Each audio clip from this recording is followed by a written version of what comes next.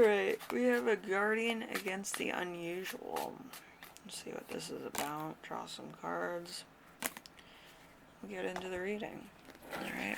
Gotta make sure these are facing the same direction. Alright. So we have progress, not perfection. Life isn't a race to the finish line. Pace yourself and advance towards your goals. Sometimes the journey is its own reward. The snail. And then we have conscience. We have the cricket urges you to stop trying to follow the course of shoulds. You hear instead look inward and listen to your own conscience. We have the cricket. Alright, so we have guardians against the usual.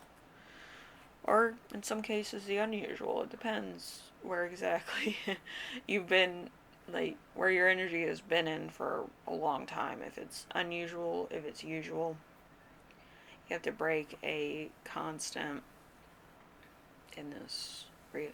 Okay, so we have sensuality, we have discovering the truth, we have a brighter future, we have feeling trapped, we have communication, we have a loyal friendship, joy, center stage, planning, charming, self-assured, we have inheritance, we have unexpressed emotions, we have rose-tinted glasses, we have used discernment. Like I always say, it helps a lot of things in a lot of situations.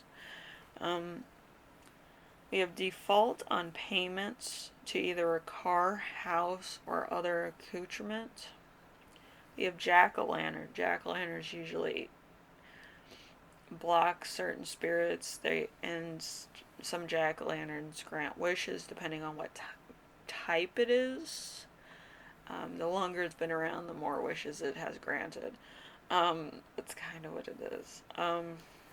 So we have wrong timing. We have obtaining luxury. We have opportunities. We have in and out. We have into you. We have a snake charmer, and we have lack of a deeper connection. So you might have kind of a relationship that's more physically based than it is intelligently based. Let's put it to you that way. Emotionally, probably not there all the time.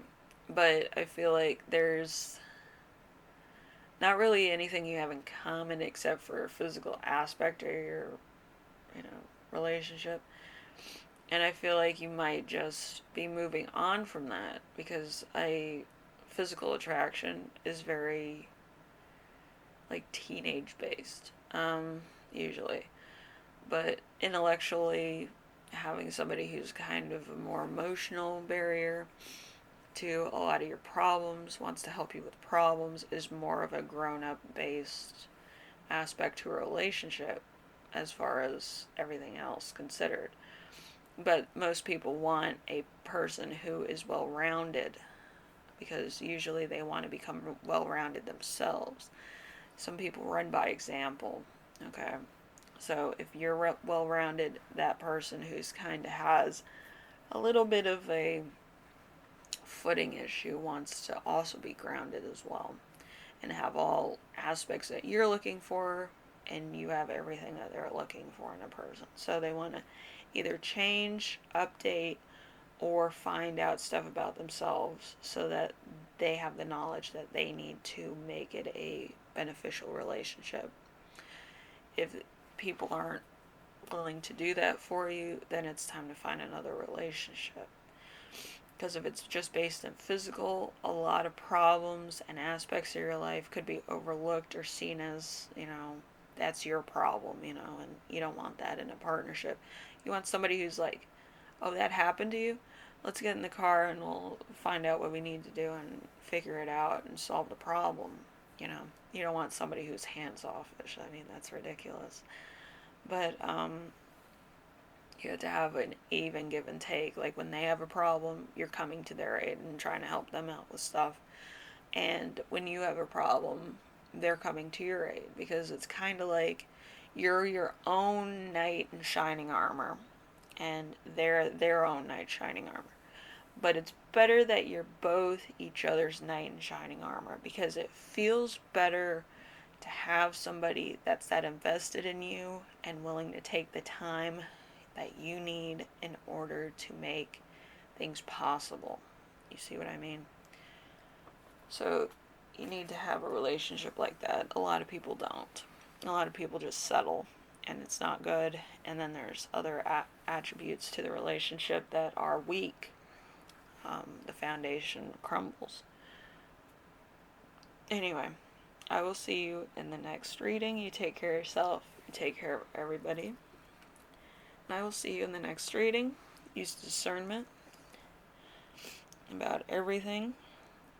Try to talk to a therapist or a relationship counselor about some aspects of your relationships that you might want to change or work on, or do the work in order to handle them yourself.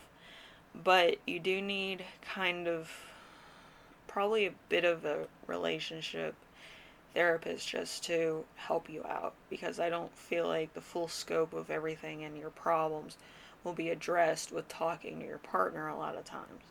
A lot of times there's deep-seated issues where talking to somebody who's not going to judge you and you're paying for their time usually has certain methods and things that they can suggest that will help you in a situation that feels a little bit, you know, immature. Let's put it that way. And it can grow from expressing yourself. A lot of times it may not, and you might have to let that relationship go and look for something that's a little bit more deeper and on your level of need. Just saying. Anyway, I will see you in the next reading. You take care of yourselves. Take care of everybody, okay? Later.